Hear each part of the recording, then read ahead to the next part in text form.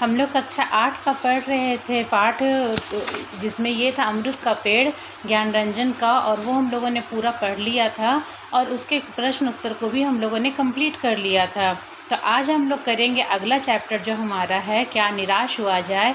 आचार्य हजारी प्रसाद द्विवेदी का प्रसिद्ध निबंध है, इसके बारे में हम लोग आज इस निबंध में हजारी प्रसाद द्विवेदी ने उन व्यक्तियों के लिए कहा है जो तुरंत निराशा का आवरण ओढ़ लेते हैं, तो उन लोगों के लिए इस तरह का निबंध की रचना की है और एक प्रेरित करने वाला निबंध है। तो हम लोग इसका पाठ वाचन करते हैं और साथ ही साथ व्याख्या करते चले जाएंगे।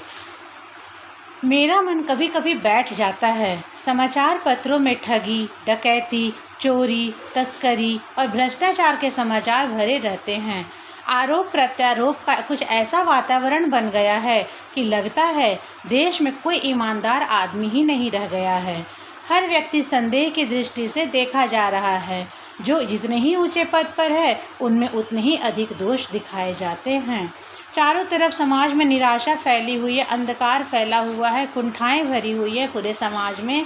और समाचार पत्रों में ठगी की, डकैती की, अपहरण की, बलात्कार की और चोरी की हर तरह की घटनाएं इस तरह की छपते रहती हैं, जो आम होती जा रही हैं, साधारण बात होती जा रही है। इन सब के बीच में क्या मन को खुश रखना संभव है? लेखक ऐसा कहना चाह रहे हैं। एक बहुत बड़े आदमी ने मुझसे आकर कहा था कि इस समय दुखी वही है जो कुछ नहीं करता। जो कुछ भी करेगा उसमें लोग दोष खोजने लगेंगे। क्षमा करिएगा, या इस समय सुखी वही है जो कुछ नहीं करता। जो कुछ भी करेगा उसमें लोग दोष खोजने लगेंगे। अगर व्यक्ति आज के ज़माने में कोई कुछ करना चाहता है तो लोग उसमें 10 तरह की कमियां निकालना शुरू कर देते हैं, और जो कुछ नहीं करता वही आज समाज में सुखी है। उसके सारे गुण भुला दिए जाएंगे और दोषों को बढ़ा चढ़ाकर दिखाया जाने लगेगा। उसके सारे गुणों को भुला दिया जाएगा। भले उसने 199 काम अच्छे किए हों, और अगर एक काम वो खराब करता है तो उसी को की गलतियां लोग गिनाना शुरू कर देते हैं, भले ही उसने कई काम अच्छे किए हों। गुणी कम या बिल्कुल ही नहीं। स्थिति अगर ऐसी है तो निश्चय ही चिंता का विषय है। उसके मेरिट को, उसके गुणों को कोई भी उजागर करना नहीं चाहता है। एक आध उजागर कर दिया गया तो कर दिया गया, लेकिन दोषों का आवरण इतना ज़्यादा होता है कि वे गुण दिखते ही नहीं हैं। क्या यही भारतवर्ष है जिसका सपना तिलक और गांधी ने देखा था? स्वर्गीय रविंद्रनाथ ठाकुर और मदन मोहन मालवीय का महान संस्कृति सभ्य भारतवर्ष किस अतीत के गह्वर में डूब गया। लेखक यहाँ पर चिंतित है। यह बता रहे हैं कि जो सपना गांधी जी ने देखा था, मदन मोहन मालवीय ने देखा था, रविंद्रनाथ ठाकुर ने देखा था, क्या यही वह भारत है जिसमें निराशा और कुंठा भरी हुई है? आर्य और द्रविड़, हिंदू और मुसलमान, यूरोपीय और भारतीय आदर्शों की मिलन भूमि मानव महासमुद्र क्या सूख ही गया है? हमारे देश को आर्यों का मिलन क्षेत्र कहा जाता है। मुसलमान, यूरोपीय सभी धर्मों के लोग मिलजुल करके यहाँ पर रहते हैं और विविधता में एकता का संदेश देते हैं। क्या यही वो भारत है? मेरा मन कहता है ऐसा नहीं हो सकता। हमारे महान मनीषियों के सपनों का भारत है और रहेगा। फिर लेखक आशावादी हैं और वो बोलते हैं कि नहीं, ऐसा नहीं हो सकता कि हमारे भारत में निराशा ही निराशा नज़र आए। हमारा भारत जो है वह महान मनीषियों का, महान विद्वानों के सपनों का भारत है और यह हमेशा रहेगा।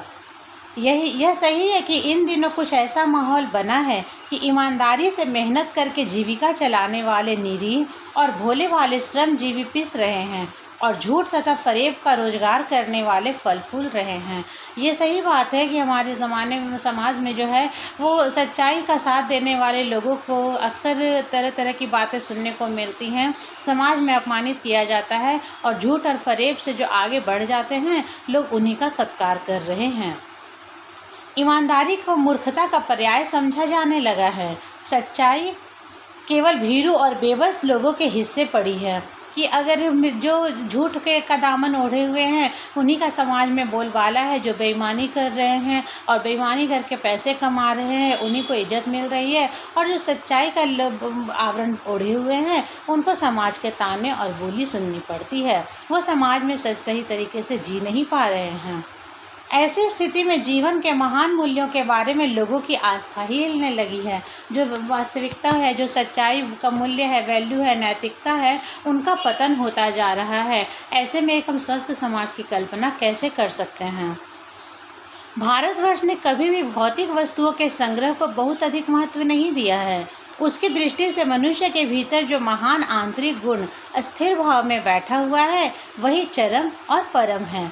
कि मनुष्य के आंतरिक गुणों को ही भारतवर्ष में हमेशा प्राथमिकता दी गई है। भौतिक सुख सुविधाएं और संसाधन जो हैं, उनको हमेशा द्वितीयक माना गया है। लोभ, मोह, काम, क्रोध आदि विचार मनुष्य में स्वाभाविक रूप से विद्यमान रहते हैं, पर उन्हें प्रधान शक्ति मान लेना और अपने मन तथा बुद्धि को उन्हीं के इशारे पर छोड़ देना बहुत बड़ा आचरण है, बहुत बुरा आचरण है। भारतवर्ष ने कभी भी उन्हें उचित नहीं माना। उन्हें सदा संयम के बंधन से बांध कर रखने का प्रयत्न किया है, परंतु भूख की उपेक्षा नहीं की जा सकती, बीमार के लिए दवा की उपेक्षा नहीं की जा सकती, गुमराह को ठीक रास्ते पर ले जाने के उपायों की उपेक्षा नहीं की जा सकती।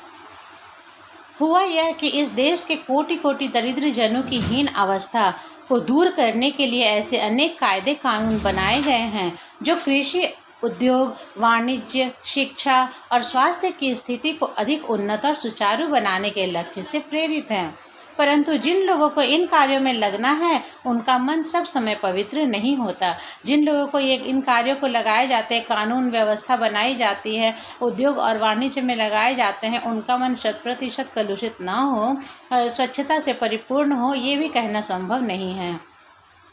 प्रायः वे ही लक्ष्य को भूल जाते हैं जिनको ये कार्य दिया जाता है। समाज को स्वच्छ बनाने के लिए, स्वस्थ वातावरण पैदा करने के लिए वही गलती कर बैठते हैं और अपनी ही सुख सुविधा की ओर ज़्यादा ध्यान देने लगते हैं और वहाँ पर उनका अपना स्वार्थ सर्वोपरि हो जाता है। भारतवर्ष सदा कानून को धर्म के रूप में देखता आ रहा है। आज एकाएक कानून और धर्म में अंतर कर दिया गया है। कानून को ही धर्म माना जाता है और भारतीय समाज में, भारतीय सभ्यता में धर्म को बहुत प्राथमिकता दी गई है, इसलिए कानून की भी प्राथमिकता सर्वोपरि है।